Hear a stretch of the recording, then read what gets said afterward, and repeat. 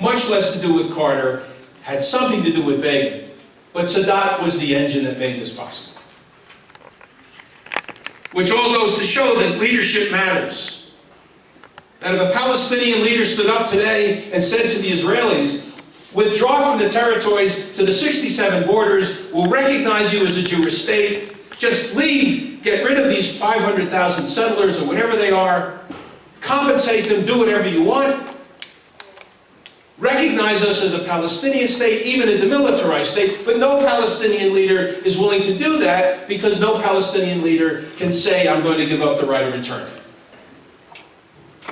If they give up the right of return, they're essentially saying, we're ending our dream, and I don't think they want to end the dream. No matter what the Israelis do or do not do with the settlements and the territories, and believe me, I have plenty of issues about the settlements and the territories, which I'm not going to get into tonight. Sadat made a difference. He made a difference to the state of Israel. He took the most powerful Arab state out of the equation. He took a wheel off the Arab military machine. And by doing so, Israel could now test the intentions of Egypt. So, Sharon and Begin went to Lebanon. For whatever reason. Destroy the PLO, push the PLO out, for whatever reason. And Egypt kept the treaty. And Israel knocked out the PLO headquarters in Tunis in 1986. And Egypt kept the treaty. And Israel expelled Palestinian leaders at the end of the 80s. And Egypt kept the treaty. Egypt kept the treaty because it was in its national interest. What had happened after the 1967 war was that Arab nationalism and pan-Arab unity, based on the notion that the destruction of the state of Israel was the central critical cement to keep Arab states together, no longer had the value that it once had in the earlier in the 60s. By the time we got to the 70s, Arab nationalism had lost it was cement, it was Elmer's glue, but the glue was beginning to fragment, and it was beginning to fray, and it was beginning to fall off.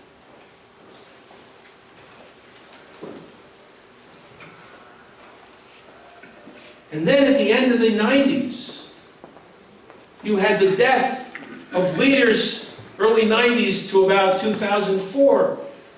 You had Arafat's death in 2004. You had King Hussein's death. You had Saddam Hussein being pushed from power. You had Kuwaiti leadership change. You had Saudi leadership change. You had younger people coming to power who didn't have the charisma and the character of their fathers.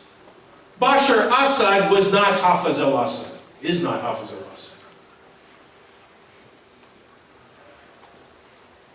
One of the good fortunes I had at Emory University in the early 80s was becoming affiliated with former President Carter. You probably all know that I broke ranks with Carter in 2006 when he wrote the book Palestine, Peace, Not Apartheid, but that's a different story entirely. 3 times in the 80s we visited Assad. Sit with this guy for 4 hours, 3 times, drinking lemonade. You better have a good, powerful kidney.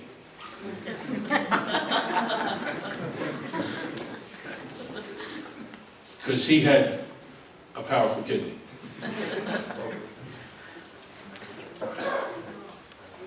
We once were there, and on the wall of his office is a picture of the Battle of Hittin of 1187. It's where the Crusaders lost to Saladin, the Ayyubi, the Arab. And as we're leaving Assad's office Carter's standing there, Carter's standing here, and Assad's here, and I'm in between, and we're looking at the picture.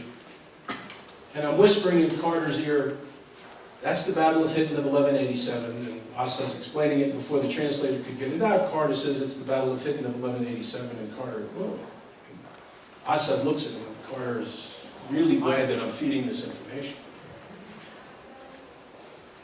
And I whisper in Carter's ear, this is where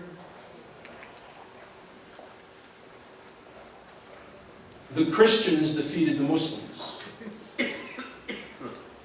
And Carter said, this is where the Muslims defeated the Christians. And Assad pauses and he goes, no, Mr. President. And I felt about that big. He said, Mr. President, this is where the Arabs defeated the West. Where the Arabs defeated the West. This is not where the Muslims defeated the Christians. In other words, in Assad's view, it was the Arab world versus the West.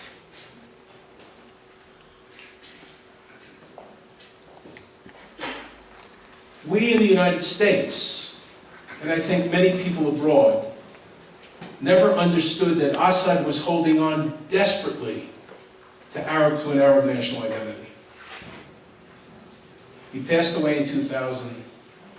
His son has tried to hang on desperately and is barely doing it with the support of a superpower, a great power. What happens with Syria? Flip a coin. You're right. I can't predict. And over this period of time, the Middle East is changing, and the state of 660,000 Jews is maturing at an incredibly rapid rate.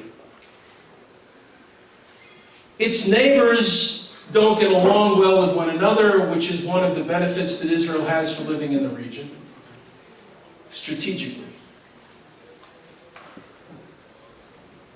It has a landmark victory in 1967. Not a war that it necessarily wanted, but because Nasser decided he had to occupy Sinai.